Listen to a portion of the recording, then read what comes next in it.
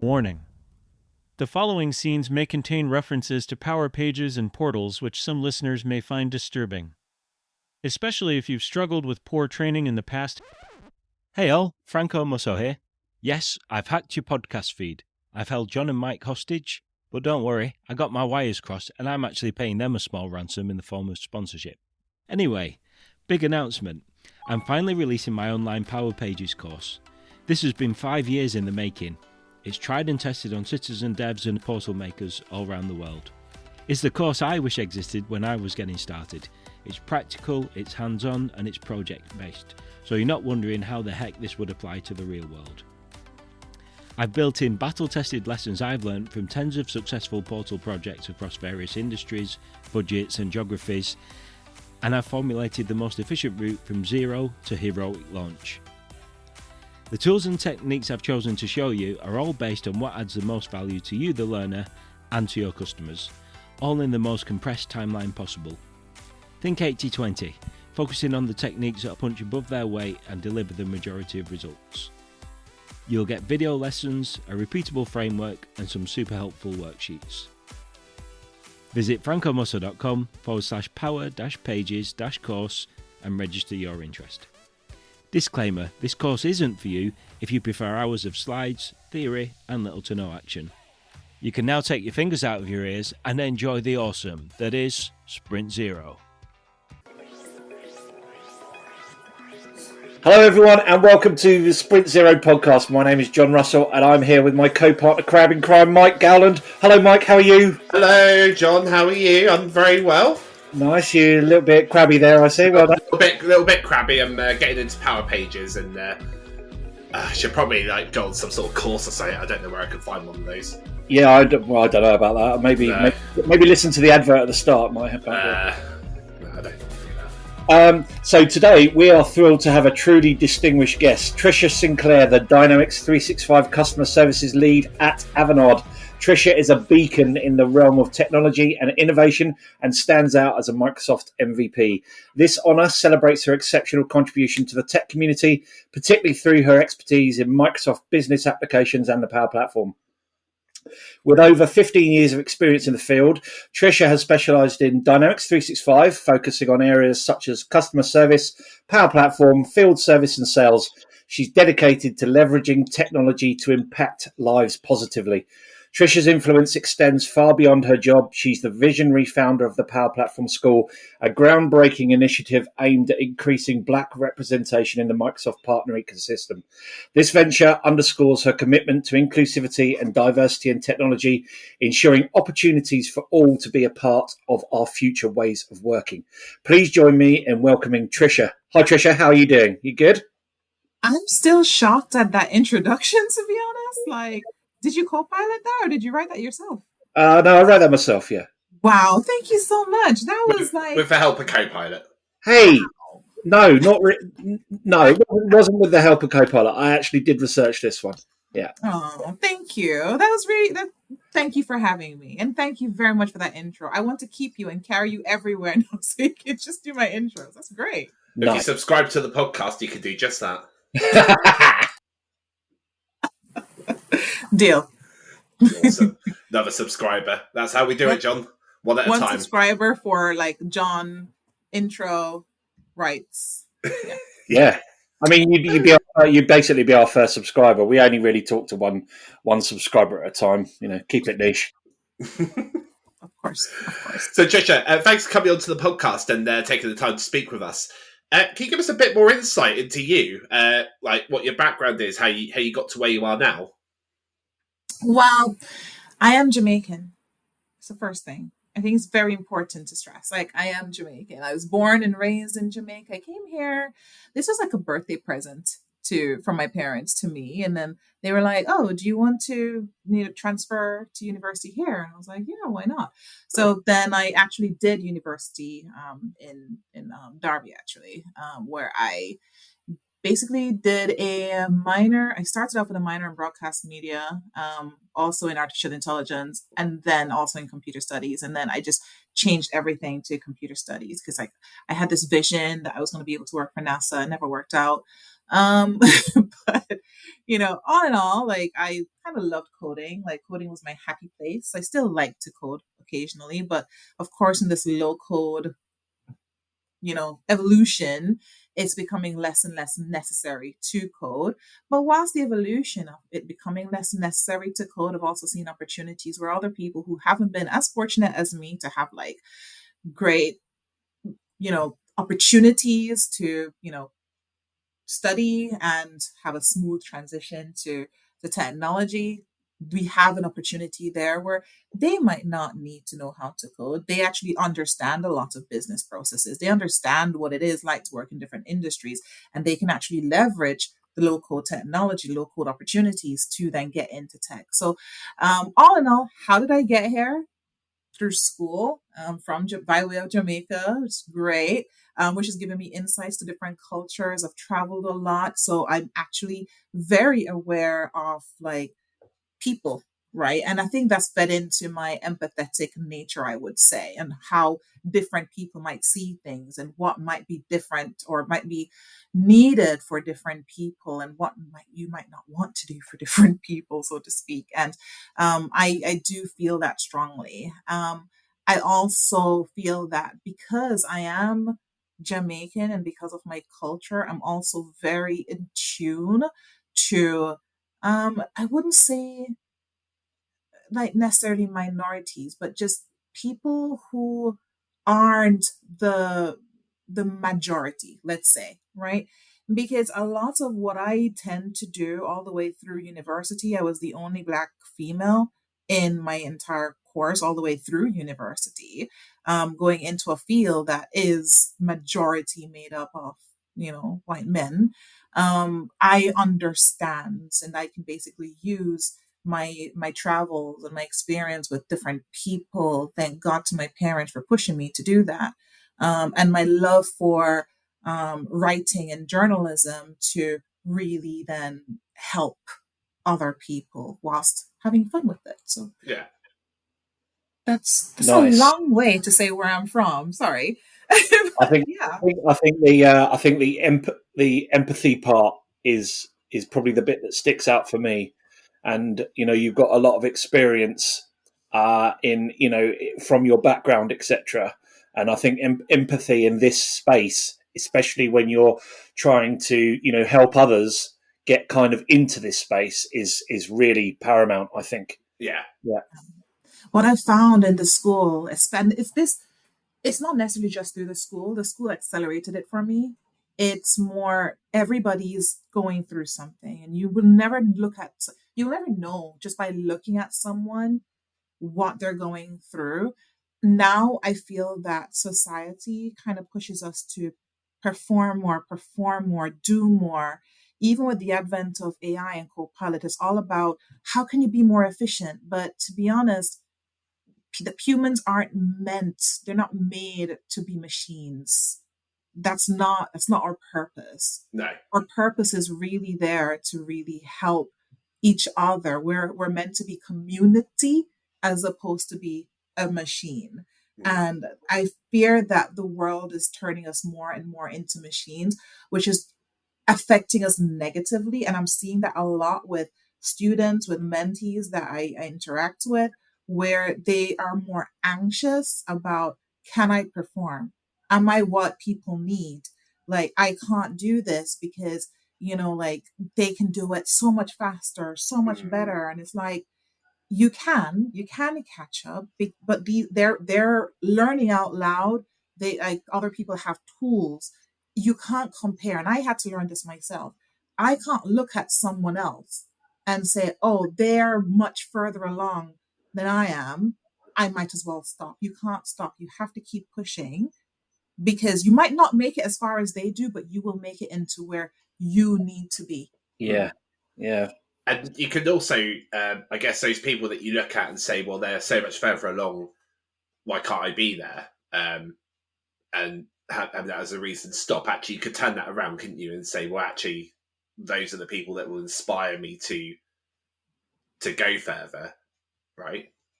Yeah, I mean, like if you look at myself, like I've actually been nominated for 4 awards this year or last, like Wow. between, and that's something I never saw coming. I never thought that I didn't even think people saw me. I won't lie to you. Like, I did not think that people were looking at what we were doing for our platform school or what I was just doing in the community, because Mm. I'm doing it for, I'm doing it because I want to see the change, right? That's the goal for me. And in all the pushing that I've done, like trying to get the right volunteers, trying to get sponsors, and you don't get the traction there. And Mm. to be honest, it's great to get awards, but to be honest, I would rather see volunteers. I would rather see sponsorship Yeah. than having like a nomination. So I see that, like, you can influence someone for sure, but I think that sometimes it's nice to have that acknowledgement in way of, let me work with you. I see what you're doing. I appreciate what you're doing. I want to work with you to help you, or I want to also do it. Can you help me understand how you did it so I can also, you know, do something? Like, Mm. I feel like for me, that is what I would love to see more of. Mm. Yeah, fair enough. Community is like a big part of the Power Platform. I think it's like one of the main reasons talent or people come into this space. I know it was one of the key reasons for me. How important is community to you? Community, to be honest, again, I'm going to boil it down to, like, I am Jamaican and I don't have many friends in the UK. Like, we came to the UK, I went to university. I have a few university friends, but they've all left the country. So it is just me. And the friends that I have are actually from community, through going to conferences, through going to the user groups. You get to see the same people.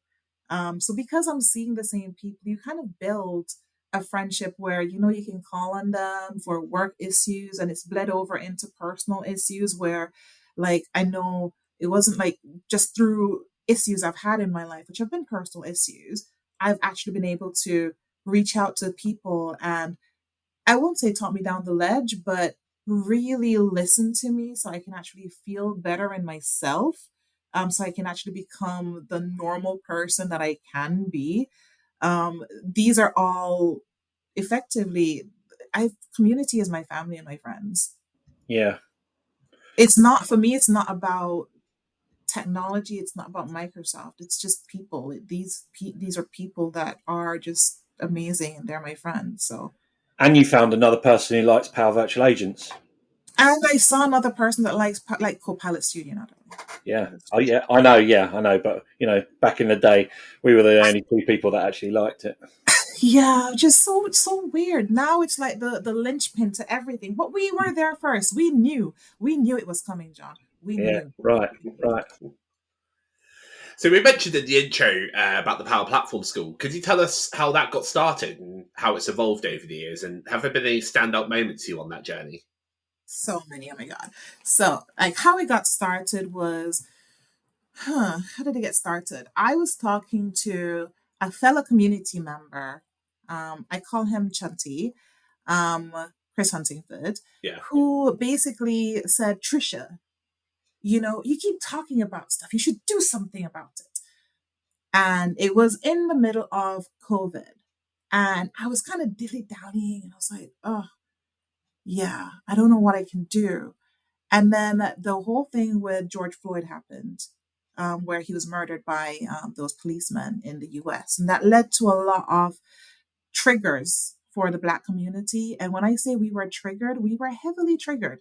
Mm. And I thought, okay, how can I help? What can I actually do? Because, like, I felt like I couldn't sit and watch anymore. I couldn't sit and watch whilst, you know, I saw my, like, people who look like me struggling to deal with, economic um, injustices or any injustices like that. And one way to truly gain not power, but independence and progression is through economic movement, socioeconomic movement.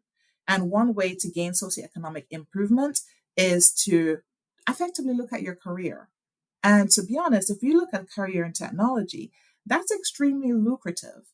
I mean, like, if you start off and you build something for yourself, you would actually be able to manage, like, have your family, you will be able to save, you'll be able to do so much that a lot of people are struggling with today. So I reached out to a charity that I work with, Black Minds Matter, and what they do is it says it's in the tin. They actually work with young adults to help with their Black mental health, because there's mental health, of course, but if we look at the struggles that Black people face with racism, microaggressions, it's extremely stressful. And all of these things add to it. So we have, like, a lot of, like, Black people will have cases of high blood pressure or things that will put them at risk for diseases and illnesses, literally due to social, how do you put it? Social things that will happen to them, right? They work with young adults to kind of address that. So I contacted them and we basically came up. I said, listen, I want to train you guys. I want to, like, work with you on this idea that I have. And that was the first iteration. It went really well. But then I realized that they're working with young adults. Those young adults are going to university. And I really want to change the face of the partner network whilst giving people that movement. So I didn't think that was, like, the right fit in terms of the people, like, because they were too young, they were going to university. I wanted to kind of change the face of the partner network. So I kind of branched it out, still working with Black Minds Matter, but working with other charities as well who had older candidates, and also just a wider network. So I reached out and then we actually got a lot more people coming in. So now on average, we get over 500 applicants for the Power Platform School each year. Right now, though, we're limited to only accepting 10 per year, in the UK and in the US.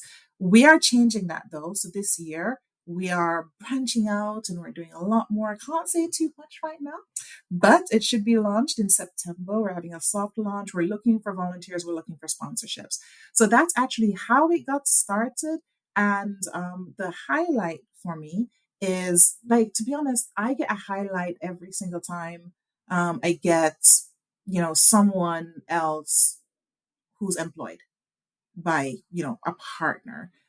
We have Leanne, we have Michael, we have Mama, we have like, all these people who are actually placed in places like Avanade, Power Objects, like Tech Labs, like, these are all, and actually now Deloitte, they're all doing amazing. And these are, like, future champions of the Power Platform, Power BI, Power Apps, Power Pages, like, like, they're kicking ass. And I love seeing them kick ass. And what I love seeing as well? I love seeing when they are supporting other people, because one thing I've always said is, as we go through different iterations of the Power Platform School each year, I want it to be kind of like uh how'd you put it, an alumni thing where they come in and they help future generations. And now that we're in our fourth year, that's actually now happening, where they feel more empowered and say, okay, yeah, I actually know what I'm doing. I know what I'm doing. I'm gonna help. I'm gonna come and help, you, because you're struggling. It's great to see. I love it. I can sit back and watch. I'm like, look at my children. Okay. Yeah, thank you very much, Tricia, for sharing all of that. I did volunteer, I think, on one hackathon that I know you had some involvement with, and I really enjoyed that. As when I first met Will Dorrington, and I think it was actually the first time I met Chris Huntingford. So that was awesome. We talked about, we briefly just mentioned about Power Virtual Agents, RIP, and long live Copilot Studio. And, we did bond over our love of Power Virtual Agents. Where do you see this product going now that it's graduated? What can I say about it? I actually know literally where it's going, but I don't know what I can say. Um, Copilot Studio, of course, is the home place of building Copilots. I love the fact that Microsoft have decided to rename bots Copilot. Everything is now Copilot. We're going to build a Copilot. Like it's a chat bot. Yeah, I'm not sure how much I can say about that, to be honest. Yeah, it's gonna be really cool, like in terms of what you can do, different things coming into it, that will enable contact center evolutions, more growth there. You should watch this space in approximately like a month and a half, where it's gonna be amazing. You know what you see added to it. It's lovely. Okay. Great. That sounds good. That sounds good. Any other things you want to say on that front? Or it's keeping pretty tight lip there. I see behind your fan.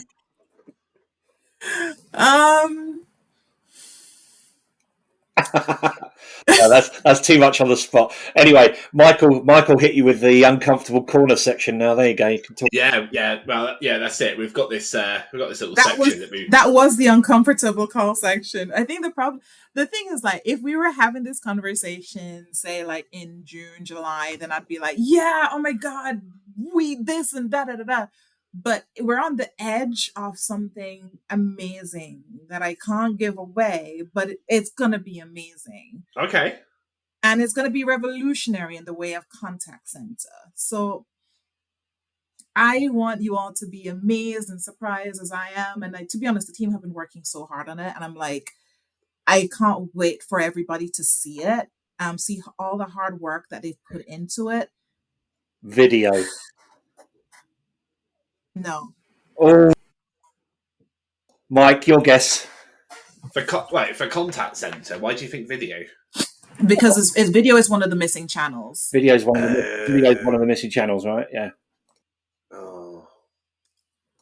I think we're not gonna get anything out of Tricia. Tricia's got a very good poker face. Yeah, it's hiding there behind the fan at the moment. Her eyes give it away a little bit. Yeah. Anyway, yeah, Mike, uncomfortable corner. Let's go. Yeah, this is uncomfortable corner. Uncomfortable corner.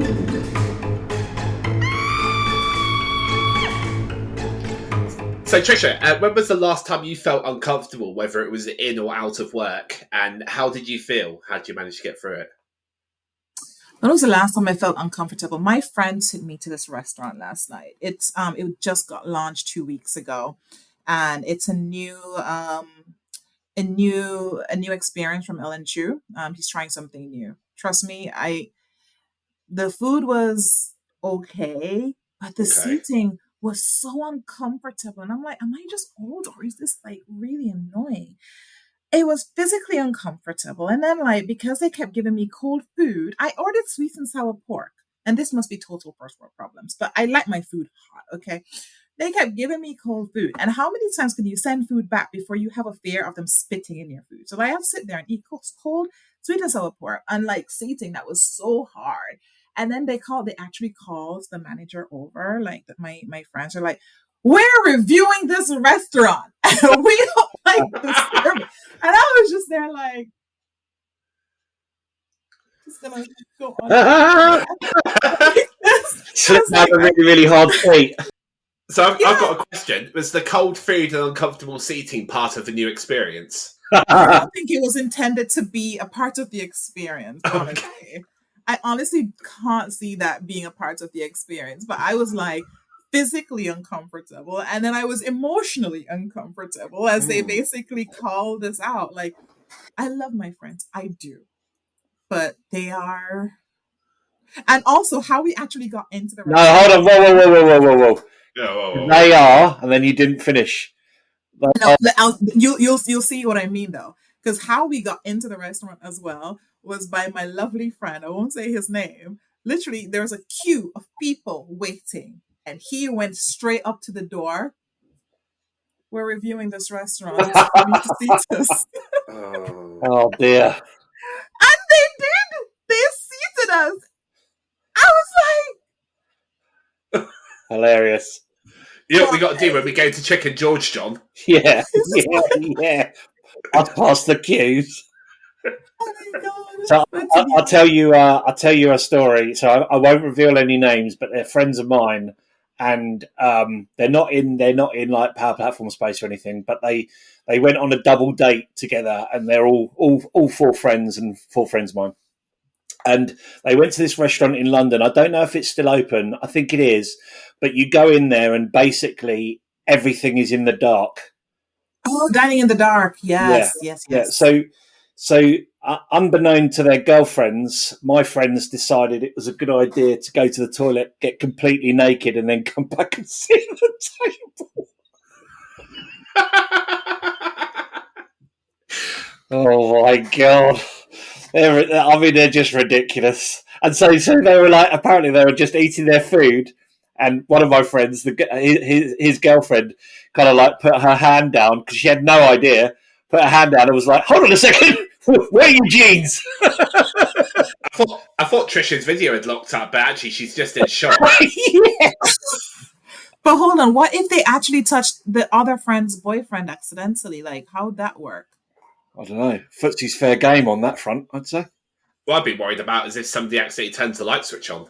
That's the other thing. I was like, what if there was a fire alarm? Oh my God. Did somebody order the sausage? Oh my gosh. Yeah. Wow. Which reminds me of another uncomfortable thing, like that story, because I went to a comedy club on Thursday, and the comedian basically said a joke based on the dining in the dark experience when she went on a date. But the funny thing and the uncomfortable thing for me was I actually went with one of my exes, because, like, you keep your exes close, friends and everything. And they were like, when a comedian calls you out. Yeah. And they were like, so how did you two meet? And we're like, we met over 10 years ago. Oh, okay. And it's like, yeah, we used to date. Are you dating again now? And I was like, no. It's like, don't you want to? No. That conversation afterwards was very uncomfortable, because he's like, why won't you date me? And I'm like, dude, we tried so many times. It's just not gonna happen. Brilliant. I love comedy clubs. I haven't been to a comedy club in ages. No, same.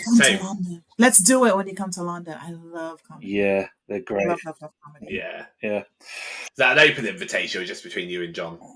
No, open invitation. I know John's like officially my favorite, but I'm open to other favorites too.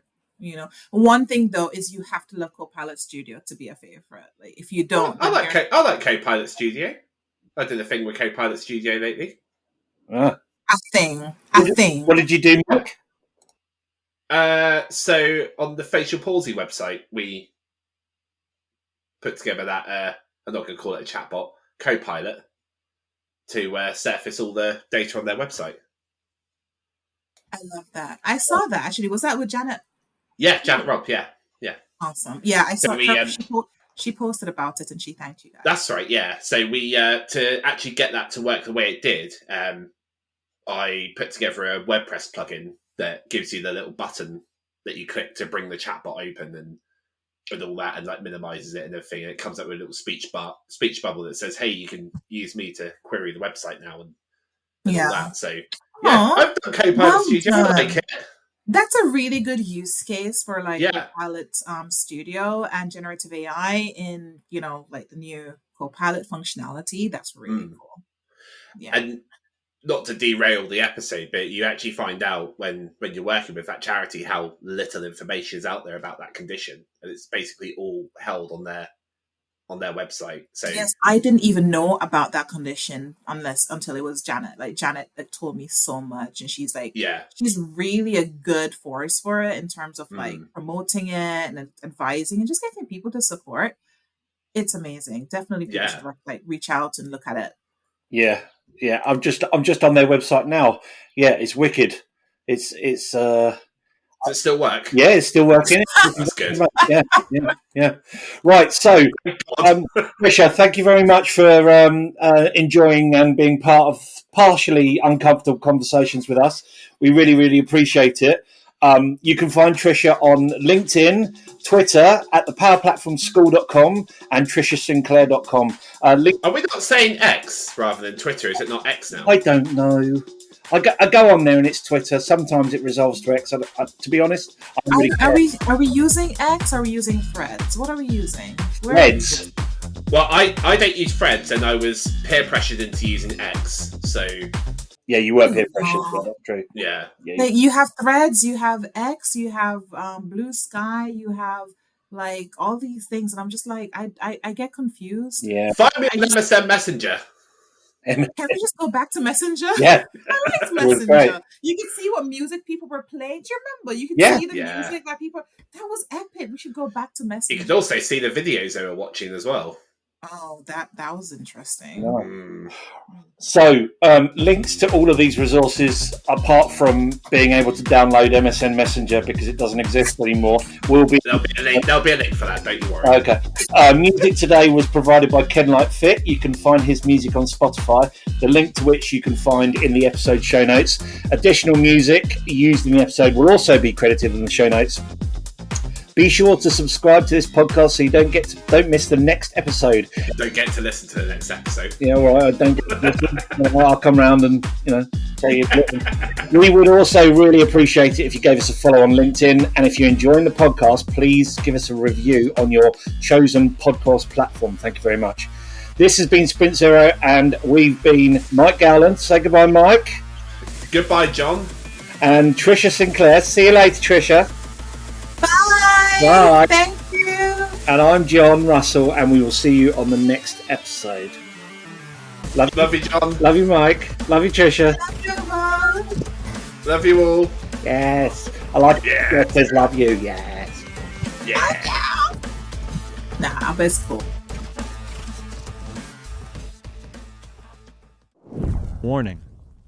The following scenes may contain references to power pages and portals which some listeners may find disturbing. Especially if you've struggled with poor training in the past. Hey all, Franco Musso here again. Quick update on that hostage situation. Hopefully the smell isn't coming across the airwaves.